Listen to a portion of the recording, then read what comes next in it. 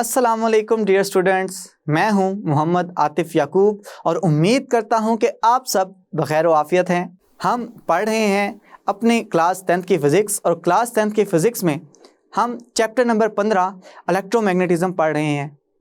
पिछली क्लास में हमने देख लिया है कि म्यूचुअल इंडक्शन क्या होती है और म्यूचुअल इंडक्शन जिस डिवाइस में इस्तेमाल होती है उसको हमने नाम दे दिया है ट्रांसफार्मर का। ट्रांसफार्मर के अंदर हमने ट्रांसफार्मर की इक्वेशन भी पढ़ ली थी जिसको हमने टर्न्स रेशियो की इक्वेशन भी कहा था। आज उसी इक्वेशन को इस्तेमाल करते हुए अपनी किताब की मिसाल 15.1 को हल करना सीखेंगे और साथ ही साथ ये भी सीखेंगे कि इस चैप्टर में हमने शुरू से लेके आखिर तक एक चीज़ पढ़ी है इलेक्ट्रोमैग्नेट। ये इलेक्ट्रोमैग्नेट्स आखिर किस मकासद के लिए इस्तेमाल किए जाते हैं, किस तरह से इसका इस्तेमाल किया जाता है, तो उसका भी इस्तेमाल एक बहुत ही ख़ास आले के अंदर पढ़ेंगे जिसका नाम है रिले। ये रिले क्या होती है, किस मकसद के लिए इस्तेमाल होती है और किस तरह से काम करती है, ये सारी चीज़ें सीखेंगे आज के लेक्चर में। तो चलें बग़ैर वक्त ज़ाया किए चलते हैं अपने लाइट बोर्ड की जानिब। जी तो स्टूडेंट्स, हमने अपने पिछले क्लास में ट्रांसफार्मर के बारे में जितनी भी डिस्कशन थी वो सारी की सारी कर ली है। अब ट्रांसफार्मर पढ़ें, कोई फार्मूला पढ़ें और उसके लिहाज से उसके रिस्पेक्टिव कोई एग्जांपल ना करें तो मज़ा नहीं आता। तो चलें आज अपनी किताब की एग्जांपल 15.1 उसको हल करते हैं। कहा यह जा रहा है कि एक ट्रेन जिसे मॉडल ट्रेन का नाम दिया गया है उसको चलाने के लिए 12 वोल्ट दरकार हैं। 12 वोल्ट इस तरह से दरकार हैं, जो सेकेंडरी कॉइल पे करंट आ रहा है वो है 0.8 एम्पेयर। जो वोल्टेज उसे प्राइमरी में दिए जा रहे हैं, इनपुट में दिए जा रहे हैं, वो हैं 240 वोल्ट। तो मालूम करना है कि प्राइमरी कॉइल में बहने वाला करंट क्या होगा। ज़रा रिकॉल करें कि ट्रांसफार्मर के केस में हमने जितने भी फार्मूले पढ़े थे उनमें से कौन सा बेस्ट सूटेबल फार्मूला है जो कि यहाँ पे लगेगा। तो चलें, हमने ट्रांसफार्मर में एक केस पढ़ा था आइडियल ट्रांसफार्मर का।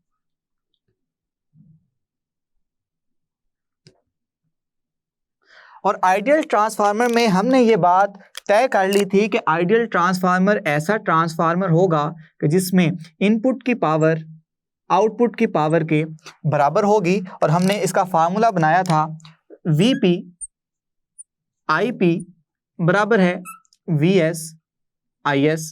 अब इन चार चीज़ों में से तीन चीज़ें हमें दे दी गई हैं डाटा के अंदर।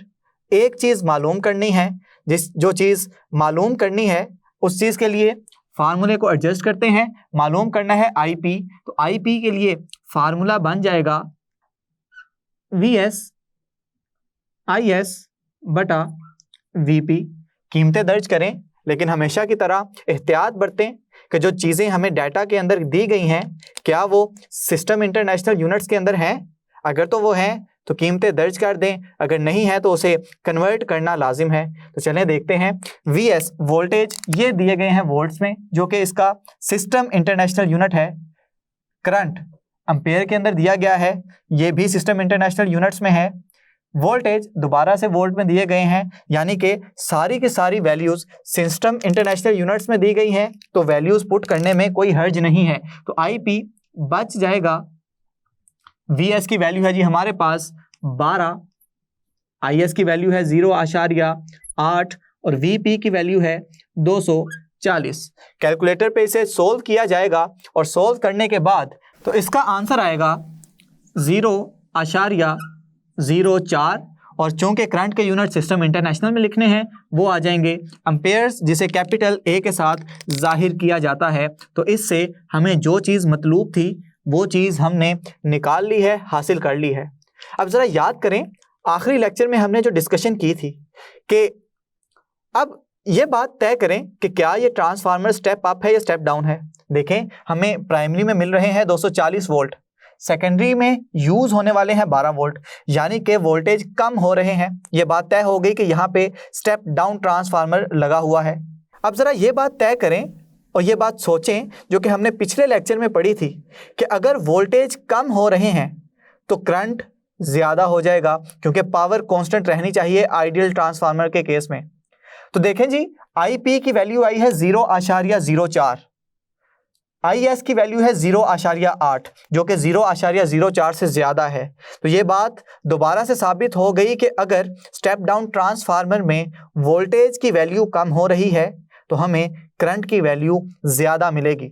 अगर ये बातें समझ आ गई हैं तो चलें इस चैप्टर को मज़ीद एक कदम आगे बढ़ाते हैं और चलते हैं उस टॉपिक के पास जिससे आपको समझ आ जाएगी कि पावर स्टेशन से आपके घरों तक जो सप्लाई आ रही है, जो बिजली आ रही है, इसकी तरसील किस तरह से होती है।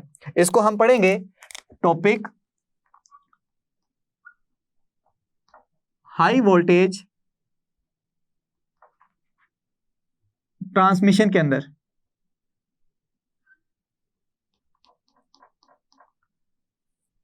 अब ये हाई वोल्टेज ट्रांसमिशन किस तरह से होती है। आपने ये देखा होगा कि जितने भी पावर स्टेशंस हैं ये रिहायशी इलाकों या रिहायशी घरों से कई किलोमीटर, सैकड़ों किलोमीटर दूर होते हैं। अब ये सैकड़ों किलोमीटर से जो तारों के ज़रिए से आपके घर तक बिजली आ रही है, ये आखिर किस प्रोसेस को फॉलो करते हुए आती है। इसके लिए एक सिंपल सी स्कीमेटिक डायग्राम जो आपकी बुक में भी बनी हुई है, आप स्क्रीन पे देख सकते हैं। आप देख सकते हैं एक बॉयलर है, बॉयलर के आगे स्टीम लगी हुई है, बॉयलर के आगे टरबाइन है और उस टरबाइन को कनेक्ट किया जा रहा है जनरेटर से। अब बॉयलर में पानी बॉयल हो रहा होगा, पानी के बॉयल होने से जो उसकी भाप बनेगी, उसकी जो स्टीम बनेगी, ये स्टीम जाएगी टरबाइन के पास। ये स्टीम टरबाइन को मूव करवाना शुरू कर देगी। जैसे जैसे ये टरबाइन घूमता चला जाएगा, इसमें कोई ना कोई मैकेनिकल एनर्जी प्रोड्यूस होती चली जाएगी। ये मैकेनिकल एनर्जी जुड़ी होती है अगले जनरेटर के शाफ्ट से। हम जानते हैं कि जनरेटर का काम है कि मैकेनिकल एनर्जी को तब्दील कर दे इलेक्ट्रिकल एनर्जी के अंदर।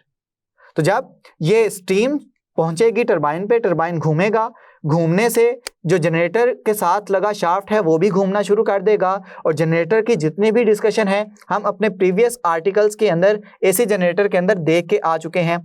अब यहाँ से जो आपको इलेक्ट्रिकल एनर्जी रिसीव होगी वो होगी 11,000 वोल्ट की। ये 11,000 वोल्ट आपको मेन पावर में मिलना शुरू हो गए। अब ये मेन पावर स्टेशन जब ग्रिड स्टेशन तक, जिसे आम जुबान में फीडर भी कहा जाता है, सब स्टेशन भी कहा जाता है, वहां तक ये पहुंचाया जाएगा। अब यहाँ पे क्या सीन होगा, यहाँ पे जो तारों के जरिए पहुंचाया जाएगा वोल्टेज, ये पहुंच के हो जाएगा 132 किलो वोल्ट, यानी कि 1,32,000 वोल्ट। अब 11,000 को हमने कन्वर्ट कर दिया 1,32,000 में। तो एक सवाल तो यहाँ पे ये रेज हो जाएगा कि बताएं कि ये ग्रिड स्टेशन के ऊपर कौन से ट्रांसफार्मर्स लगे होंगे। क्या ये स्टेप डाउन ट्रांसफार्मर होंगे या स्टेप अप ट्रांसफार्मर होंगे। अपने नॉलेज को अप्लाई करें कि हम 11,000 को कन्वर्ट कर रहे हैं 1,32,000 में, यानी कि वोल्टेज बढ़ गए। और जिस किस्म के ट्रांसफार्मर में वोल्टेजेस बढ़ जाएं उसको नाम दिया जाता है स्टेप अप ट्रांसफार्मर का। तो यहाँ से ये बात याद रखिएगा कि जो ग्रिड स्टेशन है,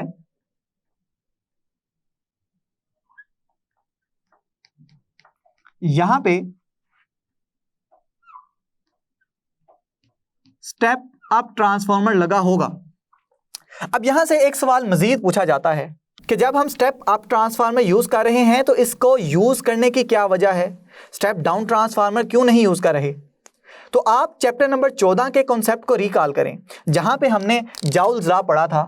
जाउल्स लॉ में हमने पढ़ा था H बराबर है I स्क्वायर R T के, जहां पे H है हीट, I है करंट, R है रेजिस्टेंस और T है टाइम। इसका मतलब यह हुआ कि अगर मेरे पास करंट की वैल्यू ज्यादा होगी तो हीट ज्यादा प्रोड्यूस होगी। हीट ज्यादा प्रोड्यूस होने का मतलब यह है कि ये जो एनर्जी मैं एक पॉइंट से दूसरे पॉइंट तक भेजना चाह रहा हूं वो हीट की फॉर्म में जाया हो जाएगी, क्योंकि हीट को हम दोबारा से रीस्टोर नहीं कर सकते। तो इस वजह से कि जब एक पॉइंट से दूसरे पॉइंट पे मुझे भेजनी है तो मैं चाहता हूं कि मेरे हीट लॉस कम से कम हो, एनर्जी कम से कम जाया हो। और स्टेप अप ट्रांसफार्मर की यह खासियत है कि अगर यह वोल्टेज को बढ़ाता है तो करंट को कम करेगा। करंट अगर कम होगा तो डेफिनेटली ये हीटिंग इफेक्ट भी कम होगा, हीटिंग इफेक्ट कम होगा तो एनर्जी के लॉसेस भी कम आएंगे। तो इस वजह से ग्रिड स्टेशन पर स्टेप अप ट्रांसफार्मर्स इस्तेमाल किए जाते हैं। अब ये जो 132 kV ग्रिड स्टेशन पे स्टोर हो गए, ग्रिड स्टेशन के पास आ गए, ये आगे ट्रांसफॉर्म किए जाते हैं, आगे पहुंचाए जाते हैं भारी सनतों को। भारी सनतों को जो वोल्टेजेस रिक्वायर्ड होते हैं वो होते हैं 33,000 वोल्ट, यानी कि दोबारा से 132 किलो वोल्ट कन्वर्ट हो गए हैं 33 किलो वोल्ट में। अब यहाँ पे पूछा जाए अगर कि बताएं कि भारी सनतों में कौन से ट्रांसफार्मर लगे होते हैं, तो आप फौरन से ये बता देंगे कि भारी सनतों में लगाए गए ट्रांसफार्मर स्टेप डाउन ट्रांसफार्मर होते हैं, क्योंकि ये 132 kV को 33 kV के अंदर कन्वर्ट कर रहे हैं। तो चलें हम ये भी लिख देते हैं कि भारी सनतों में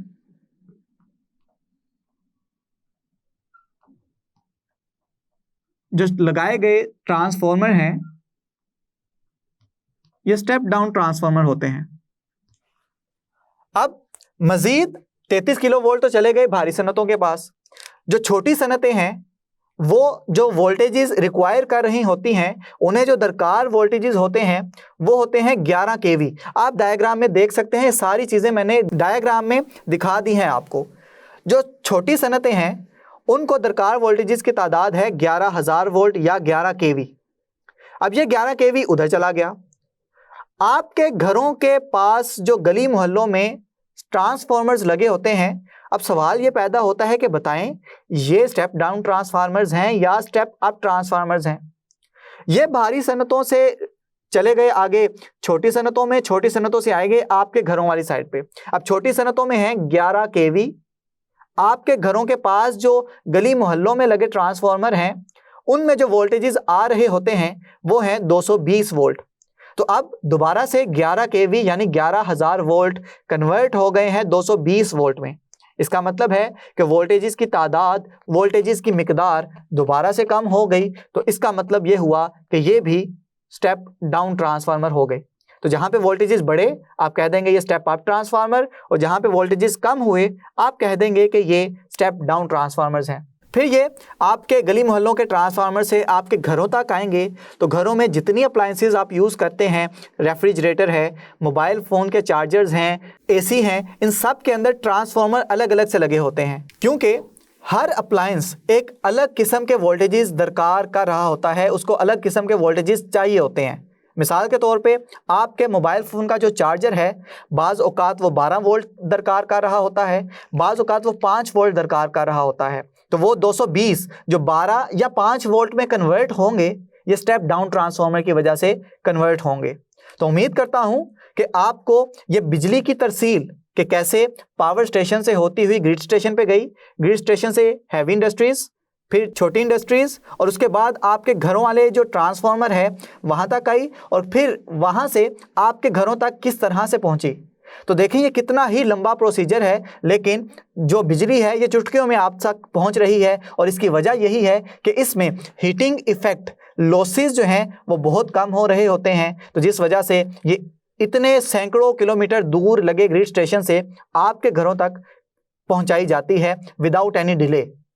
अगर ये बात आपको समझ में आ गई है तो चलें ये भी देख लेते हैं कि इलेक्ट्रोमैग्नेटिज्म हम सारा पढ़ते आ रहे हैं, इलेक्ट्रोमैग्नेटिक इंडक्शन भी पढ़ लिया, तो उसकी कोई ना कोई एप्लीकेशन भी तो होगी। उस एप्लीकेशन को पढ़ने के लिए हम एक ऐसा डिवाइस देखते हैं जिसका नाम है रिले। ये रिले क्या है, इसको किस मकासद के लिए इस्तेमाल किया जाता है, चलें अभी देख लेते हैं। मैं कह रहा हूं कि मुझे अब पढ़नी है इलेक्ट्रो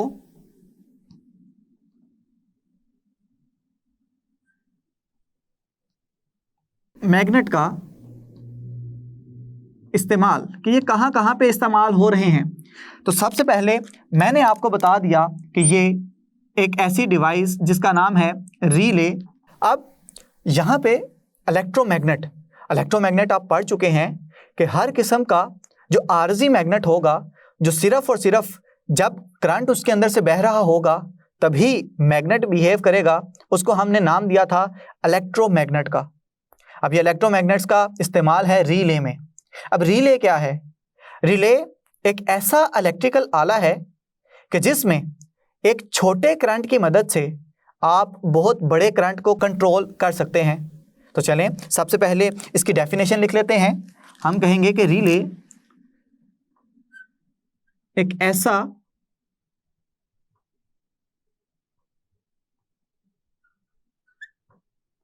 इलेक्ट्रिकल आला है जिसमें